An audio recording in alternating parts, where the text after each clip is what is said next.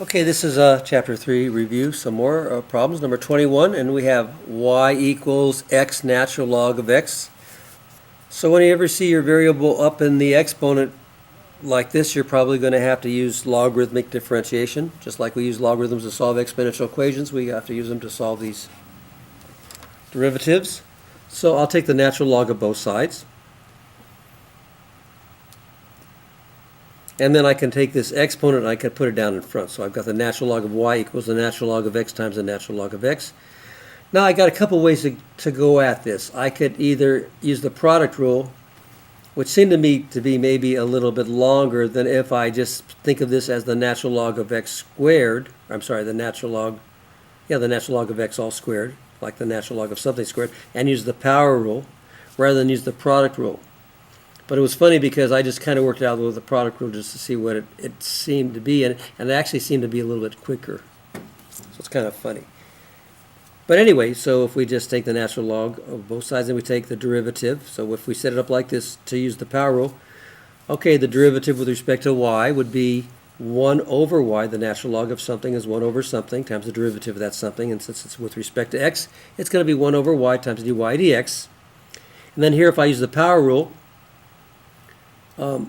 the derivative of x squared is 2x, the derivative of u squared is 2u times du dx. So the derivative of this would be 2 times the natural log of x to the first power times the derivative of the natural log of x. And maybe because I wrote these extra steps out, that's why it might seem a little bit longer. And what's the derivative of the natural log of x? Just 1 over x. So I had 2 times the natural log of x times 1 over x, and then that ends up being just 2 natural log of x over x. And then I multiplied both sides by y to get the y over on the right, so I could isolate the dy dx. So there was my first form of the answer. Now, again, you could see this. Now, if I go back and if I had used the product rule, it would have been the first times the derivative of the second.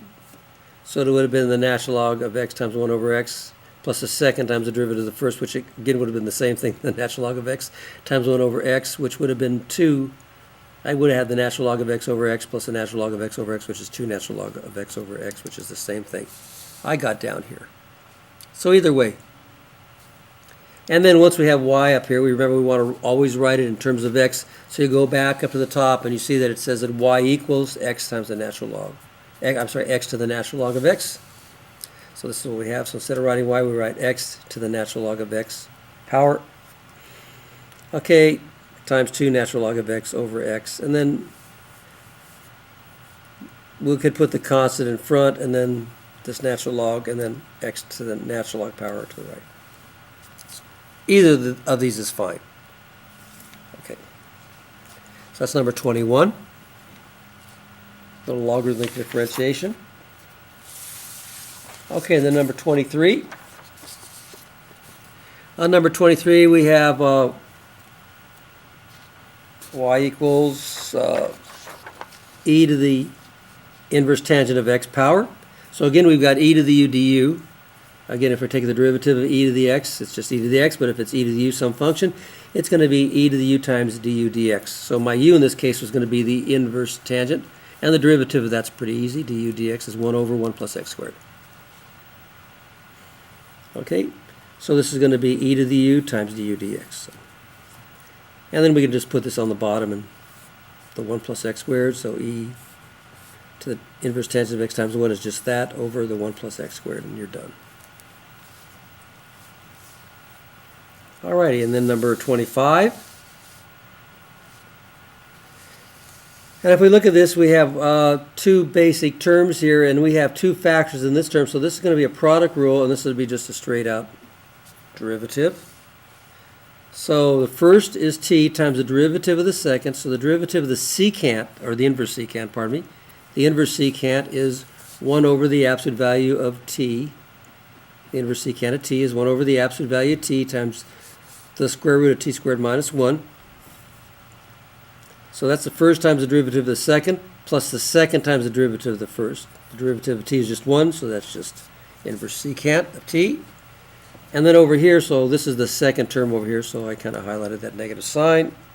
And then that's just 1/2, and the derivative of the natural log of t is just 1 over t. There's no chain rule involved over there. And then we can just write this, all we did was multiply this out. Everything else is, we put the t on the top, so t times 1 is t. Denominator is still the same, this is the same, and then this is 1 times 1 is 1 all over 2t, and that's all you can do with that.